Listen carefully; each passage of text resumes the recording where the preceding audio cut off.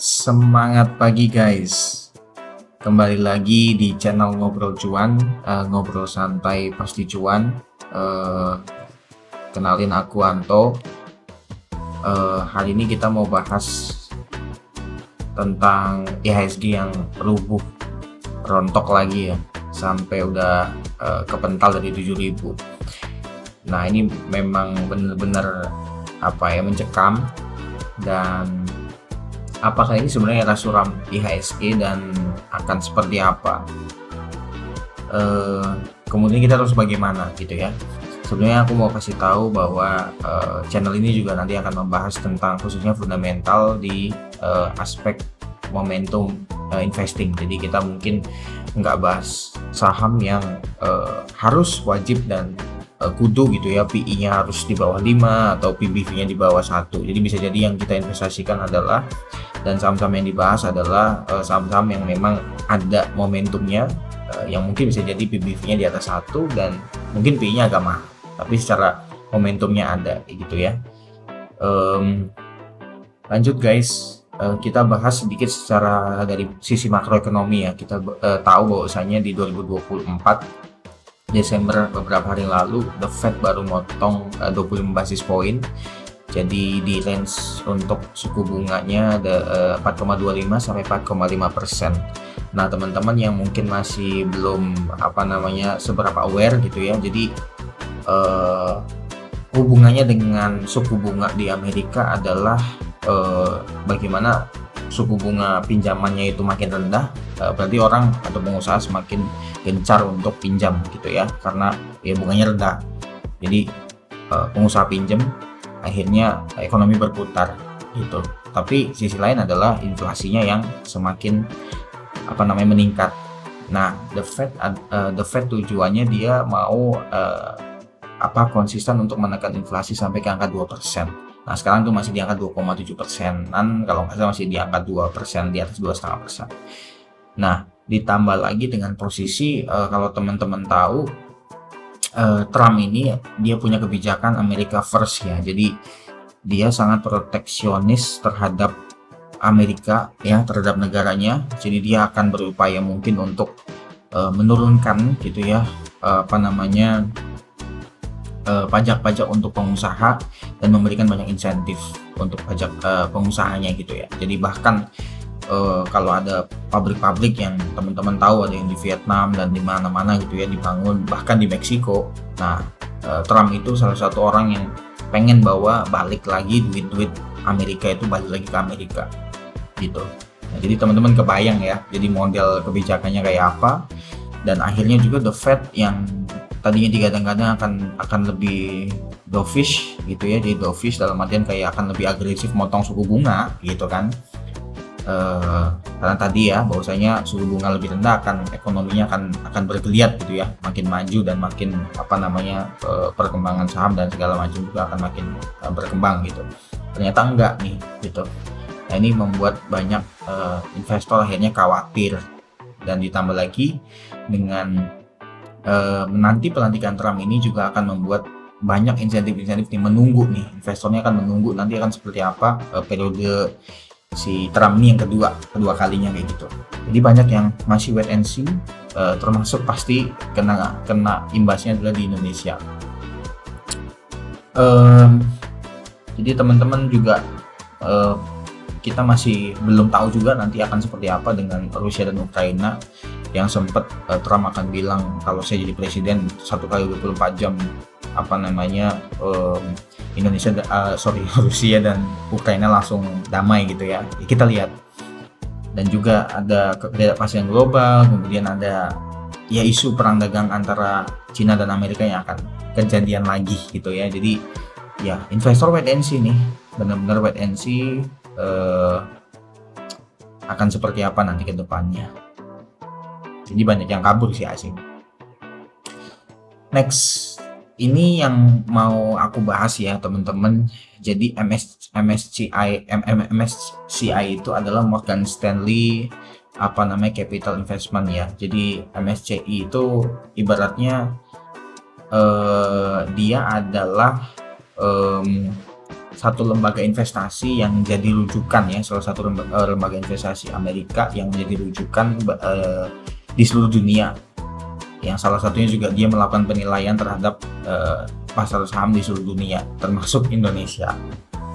Nah, jadi salah satu asing yang jadi rujukan gitu ya, jadi parameter atau jadi pionir dari penilaian ini MSCI gitu. Nah, kalau teman-teman tahu bahwasanya kita di bulan November kemarin kita bobotnya MSCI itu menurunkan bobot Indonesia menjadi 1,5% ya, dari 2%. Jadi bayangin teman-teman, ibarat kata nih ya, MSCI punya dana gitu ya, dana ada 1 triliun gitu ya, 1 triliun lah taruh kata. Nah, dari 1 triliun itu istilahnya dia tadinya Indonesia ini kebagian 2% ya, bobot dari 1 triliun. Kemudian dari 2% itu jadi 1,5. Kan itu berasa banget ya kalau dananya cuma 1 triliun ya. Kalau 1 triliun ya berarti sekitar, kalau tadinya 20 miliar gitu ya, dari 20 miliar, nah sekarang jadinya cuman 115 miliar kalau dananya 1 triliun ya. Dan udah pasti sih MSCI ini rujukan semua dunia investor asing, yang tentu dananya udah bisa ratusan triliun gitu ya, bisa jadi ratusan triliun gitu dana-dananya ini yang masuk. Dan jadi ketika bobotnya diturun ini bakal berdampak banget dan kerasa banget gitu ya. Ini benar-benar terdampak banget. Jadi ya it's okay, kita nggak perlu terlalu khawatir atau gimana, karena sebenarnya MSCI ini juga ada terjadi rebalancing biasanya di tiap kuartal gitu ya. Apakah nanti akan ditingkatkan apa gimana gitu ya. Termasuk nanti ada kategorinya. Jadi maksudnya di MSCI selain dia punya bobot total Indonesia 2%, menjadi 1,5. Nah, ini bukan berarti udah 1,5 terus, enggak. Jadi bisa jadi nanti naik lagi, bahkan kalau saya nggak salah ingat itu pernah ke angka di atas 3% gitu loh. Jadi ya ini bukan kiamat gitu ya, ini bukan kiamat, dan ini hanya penilaian sementara gitu ya. Dan kita tahu juga karena bobot MSCI itu, di MSCI itu ada 2 list atau indeks ya. Yang pertama ada annual ada yang besar gitu ya, maksudnya yang besar ini top 10 konstituennya, atau ini kita saham-saham yang masuk kategori large indeks gitu ya, large cap. Kayak ada Bank BCA, BRI, Mandiri, Telkom dan lain-lain ini masuk. Nah, kemudian ada juga yang small index. Nah, small index ini saham-sahamnya ini kayak Bumi, Pegas, kemudian ini Bumi Mineral ya, Bumi, Pegas gitu ya, Mitra Keluarga, Antam, Semen, dan Bank Jago, Airmina dan segala macam. Nah, ini termasuk rebalancing dari small cap-nya juga nih, nanti siapa yang akan masuk dan siapa yang akan keluar kayak gitu. Jadi itu teman-teman, MSCI begitu cara kerjanya mereka gitu. Jadi ketika asingnya pada keluar, kenapa? Ya salah satunya karena kita dari rujukannya MSCI ini diturunkan bobotnya dari 2% ke 1,5%. Nah, itu pasti seluruh dunia yang punya dana investasi yang masuk ke Indonesia otomatis akan ngurangin porsinya gitu di Indonesia. Jadi bukan karena misalnya kayak Bank BRI-nya wah ada kena hack, ada kena apa gitu ya. Enggak teman-teman, enggak yang begitu-begitu. Maksudnya bukan karena itu, bukan karena juga perusahaannya rugi kemudian jadi itu cabut gitu. Enggak juga, kita bisa cek sebenarnya masih masih profit juga, masih growing gitu ya. Asal masih ada di growing di 5% di Bank BRI. Teman-teman bisa cek aja di apa namanya di laporan keuangannya, teman-teman bisa cek.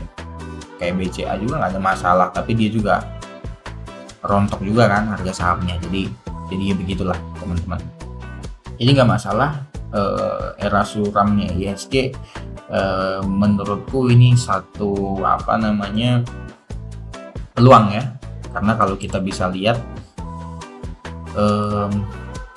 nah ini teman-teman posisi IHSG kita 6.900 ini mental ya, jadi 7.000 udah kayak zaman tahun lalu juga ya, tahun lalu di 2023 balik lagi ke 6.900. Nah tapi teman-teman bisa lihat satu hal yang menarik bahwa kita PE atau price earningnya IHSG saat ini 17,9 dan price to book value-nya adalah 2,3. Nah di sebelah kiri ini adalah rata-rata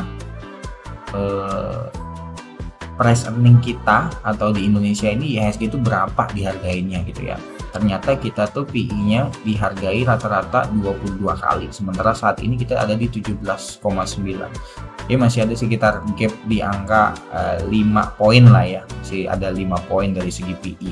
Sementara kalau dari price to book value kita sebenarnya masih ada di ya sedikit di atas rata-rata ya, secara price to book value-nya di 2,3 dengan 1,93. Sebenarnya nggak terlalu bermasalah ya, nggak terlalu isu ada gap jauh sih sebenarnya, nggak terlalu ada gap jauh. Tapi dari aspek PE-nya kita masih punya potensi upside yang cukup menarik gitu ya. Ya baik lagi teman-teman, ya namanya kita investasi, kita apa namanya dikasih harga diskon, ya ini waktunya yang tepat untuk kita beli gitu ya, waktu yang tepat kita untuk top RDN dan kita beli lebih banyak gitu. Kalau kita yakin dengan sahamnya bagus, nggak ada masalah, kemudian apa namanya kita udah riset dengan baik, kita udah riset semuanya juga oke, nggak ada masalah, dan bagi dividen rutin ya nggak ada ruginya kita untuk apa namanya beli lebih banyak gitu. Karena ya teman-teman perlu diingat bahwa investasi itu sebuah perjalanan teman-teman. Jadi investasi itu bukan apa namanya satu momen dimana oke, kita beli sekarang, bulan depan gitu ya jual gitu kan, atau kita cari nih gimana beli di paling bawah titik terendah, yang paling bawahnya di mana, terus kita jual di pucuknya harga itu tersebut. Itu nggak akan pernah kejadian teman-teman. Bahkan sekelas Warren Buffett aja nggak bisa gitu melakukan hal itu, karena namanya market, namanya pasar, Mr. Market ya memang seringkali nggak realistis gitu kan. Tapi ya ketika kita tahu acuan-acuannya, ketika kita tahu bahwasanya histori sejarah IHSG gitu kan di pasar saham kita dulu sempat di 2020 hancur-hancuran, semua pada takut, semua feel nggak ada yang berani beli, ya buat teman-teman yang beli ya sekarang udah pesta pora lah ya, ibaratnya udah punya dana pensiun lah gitu. Dan apa yang terjadi saat ini itu nggak ada kayak covidnya sama sekali gitu, dimana ketakutan yang sampai mencekam kayak gitu ya. Jadi ya menurutku ya ini sah-sah aja sih, wajar-wajar aja, normal-normal aja. Tinggal kita juga sambil tetap apa namanya pakai uang dingin, yang penting bukan uang yang mau dipakai beli beras, beli sayur besoknya gitu kan. Benar-benar uang dingin, ya udah kita tunggu. Nah, yang selanjutnya mau aku share adalah teman-teman, ini adalah di atas ini adalah top 10 konstituen dari indeks MSCI, apa namanya, dia memberikan ada 10 gitu ya, ada 10 topnya nih, top 10 ya. Jadi ada bobot-bobotnya yang direkomendasi MSCI gitu ya, masuk indeksnya mereka. Nah, saya akan ambil 3 dari top 10 ini ya. Ada BRI, ada Telkom, dan ada Astra. Ya, kenapa saya ngambil? Karena secara performance harga gitu ya. Secara performance harga, 3 saham ini adalah saham yang banyak dibully teman-teman. Banyak dibully karena satu, di BRI ini udah year to date price performance itu udah minus 29%, Astra ini minus 14, bahkan turun jauh banget dari harga tertingginya di di 7.000-an, pernah di 6.000, hampir 7.000 ya. Bahkan 7.000 pernah. Telkom juga sama, pernah di 3.500, sekarang udah tinggal 2.500. Ini udah minus 36% gitu. Nah, teman-teman, dari sini kita coba cek deh ya. Plus dividen, pembagian dividen terakhir ya. BRI ini 319% dengan dividen payout ratio 80%. EPS annualized-nya di 2024 ini akan closing di angka 396 rupiah ya EPS-nya, earning per share-nya, laba per sahamnya. Dan kira-kira dividennya kalau 80% ini dia akan dapat 316 rupiah. Dengan harga saat ini 4.060 rupiah, maka yieldnya adalah 7,8%. Nah, Astra sama ya, dividen terakhir 519, payout ratio-nya 60%, annualized laba per sahamnya di 2024 ini akan 851 dengan estimasi dividen 510 rupiah. Dengan harga saat ini 4.800, maka yieldnya 10%. Telkom ya 7%. Teman-teman, 7%, 10% ini angka yang besar loh. Deposito aja paling sekarang 3-4%, teman-teman. Ya, kita harus bisa cermat juga membandingin gini. Saya pernah juga ada punya kos-kosan dan itu nggak worth it, teman-teman. Kos-kosan kita dapat berapa, investasi awal bisa sampai ratusan juta, hampir 1M. Uang yang kita dapat sebulan paling berapa juta bersihnya gitu kan, modal yang dikeluarkan gitu kan, bersihnya berapa tergantung kamar kita, paling cuma berapa gitu, paling di bawah 5% bersihnya teman-teman. Kalau kita bangun kos-kosan atau kontrakannya tergantung lah ya, cuman dari sini kan kita bisa dapat 2 keuntungan, satu dividen yield dan kedua capital gain, kita tinggal tungguin aja. Nah, kalau kos-kosan atau kontrakan teman-teman belum tentu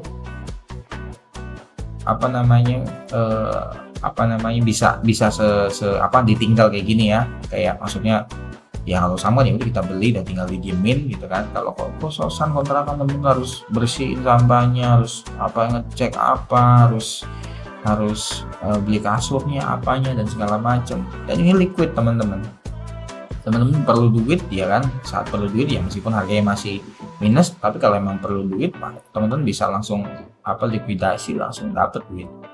Nah, dengan investasi teman-teman 10 juta aja, bayangin ya, 10 juta dapat 780.000. Ini investasi yang aman ya, bukan investasi yang bodong yang teman-teman nggak nyaman megangnya gitu. Kita BRI semua ada kantornya, Astra di mana-mana ada, Telkom apalagi gitu kan. Jadi ini menurutku ya era suram bagi dia yang pegang saham yang nggak bagi dividen dan fundamentalnya jelek gitu. Tapi ya ada juga teman-teman yang lain yang fundamentalnya jelek tapi dia tetap dapat cuan dan segala macam dari capital gain-nya, kayak brand gitu, segala macam cuan lah, TPIA, semua saham-sahamnya Pak Om PP gitu kan naik semua. Ya nggak apa-apa, itu rezekinya mereka gitu kan, itu rezekinya mereka ya, itu keyakinannya mereka, ya nggak apa-apa gitu. Jadi ya selama mereka cuan, kita sama-sama cuan ya it's okay lah, karena tiap orang profil risikonya beda-beda gitu. Ada yang memang yakin banget dengan proyeknya PP gitu kan, atau PANI gitu kan, ya nggak apa-apa, it's okay gitu. Selama teman-teman cuan ya semuanya demi kebaikan masing-masing gitu. Dan nggak semua orang cocok juga pegang saham-saham tersebut, karena tiap orang punya profil risikonya masing-masing. At least teman-teman kalau yang masih nyangkut di saham-saham ini ya nggak ada salahnya untuk tetap boleh averaging down gitu kan ya, kalau emang ada uang tentunya pakai uang dingin. Dan ya selalu ada harapan teman-teman, ini adalah eranya high dividend yield. Jadi ini satu hal yang langka juga, bank bisa kasih dividen yield 7,8%. Ini benar-benar luar biasa. Dan di Januari ini kan dividen interimnya Bank BRI kan juga gede, lumayan gede tuh, lebih 3%-an ininya, apa interimnya. Padahal tahun lalu cuman berapa perak gitu kan. Ya itulah teman-teman salah satu asiknya ya, kita pegang saham yang memang fundamentalnya bagus, gak ada masalah, dan bagi dividennya rutin gitu. Oke guys, itu aja dari aku. Kalau teman-teman ada yang mau share atau mau request yang mau dibahas, atau kita mau bahas MSCI lebih dalam dari segi kriteria-kriterianya, mungkin teman-teman yang ada yang penasaran bisa share di kolom komentar. Dan